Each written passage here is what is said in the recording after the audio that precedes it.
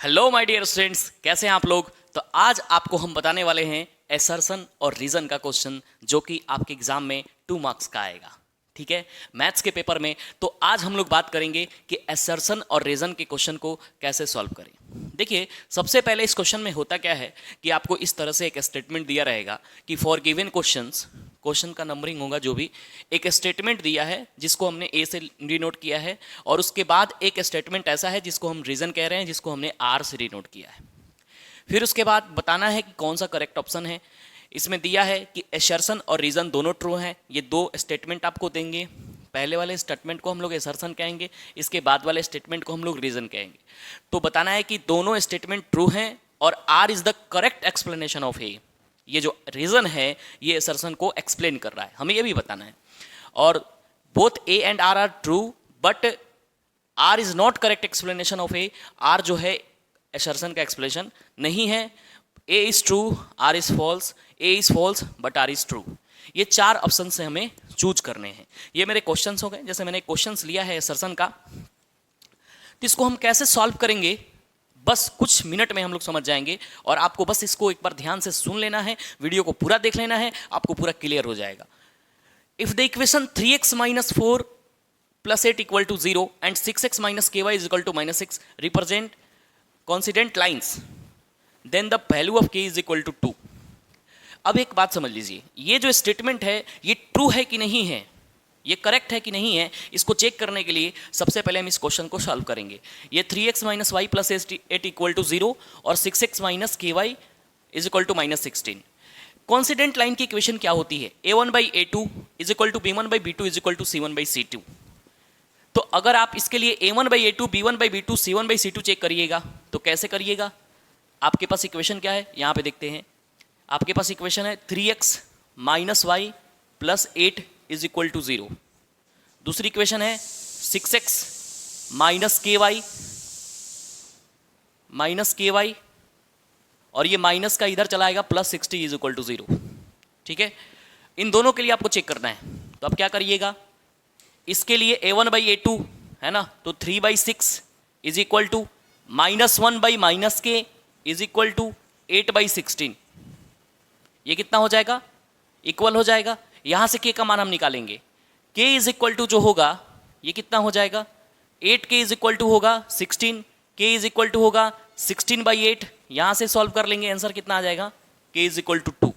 इसको सॉल्व करेंगे, k = 2 आ गया। तो ये स्टेटमेंट एकदम करेक्ट है। ठीक है, फिर से ये स्टेटमेंट की बात हम कर रहे हैं, रीजन की बात कर रहे हैं। पहले देखते हैं रीजन करेक्ट है कि नहीं है। If the lines given by इतना एंड इतना है ना, देन द पैरेलल किस वैल्यू के लिए पैरेलल होंगी, k के किस वैल्यू के लिए पैरेलल होंगी। तो लाइन के इक्वेशन हम लिखेंगे 3x से प्लस का 2ky = 2, और दूसरा इक्वेशन लिखेंगे 2x से प्लस का 5y = +1 = 0। यहां से a1 की वैल्यू 3, a2 की वैल्यू 2, यहां से b1 की वैल्यू 2k, y को बस मुझे छोड़ना है, बाकी सारे b1 हो जाएंगे। इसमें b2 की वैल्यू 5। इसके बाद इसको अगर आप माइनस में ले लो इधर, तो ये हो जाएगा -2 और फिर ये हो जाएगा = 0। c1 की वैल्यू -2, c2 की वैल्यू 1। तो मुझे पैरेलल लाइन की कंडीशन चेक करनी है। तो पैरेलल लाइन की कंडीशन होती है a1/a2 b1/b2 = b1/b2 not equal to c1/c2। a1 की वैल्यू रखो 3/2 = 2k/5 = नॉट इक्वल टू -2/1। आपको k की पॉसिबल वैल्यू निकालनी है कि k का वैल्यू क्या होगा। यहां से हम k की वैल्यू फाइंड करेंगे। इस जगह से हम लोग इस जगह से k की वो वैल्यू फाइंड करेंगे जो पॉसिबल होगा। k नॉट इक्वल टू की वैल्यू हमें फाइंड नहीं करनी है। इसको सॉल्व करो, 3/2 ये हो जाएगा कितना? 5 3 = 15 और इक्वल टू 5 3 = 15 = 4k।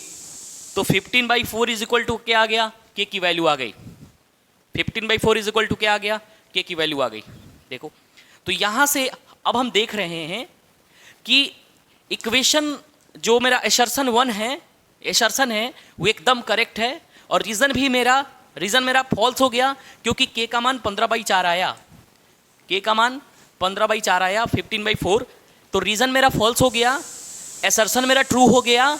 लेकिन आपसे पूछेगा कि क्या रीजन असर्शन का करेक्ट एक्सप्लेनेशन है, तो मैं देखूंगा कि अगर ये है, अगर ये दिया है, इसका रीजन ये है, तो इसको हम कैसे चेक करेंगे? हम चेक करेंगे इफ द इक्वेशन इतना एंड इतना represent coincident line then the value of k is equal to इतना, बिकॉज, उसके बाद हम लोग बिकॉज लगाएंगे, उसके बाद हम लोग बिकॉज लगाएंगे और इसको पढ़ेंगे। बिकॉज इतना एंड इतना lines are parallel then value of k is equal to 15। ये कोई मेल खा रहा है सेंटेंस? ये सेंटेंस मेल नहीं खा रहा है। आप असर्शन में बिकॉज लगा करके इस रीजन को पढ़िए।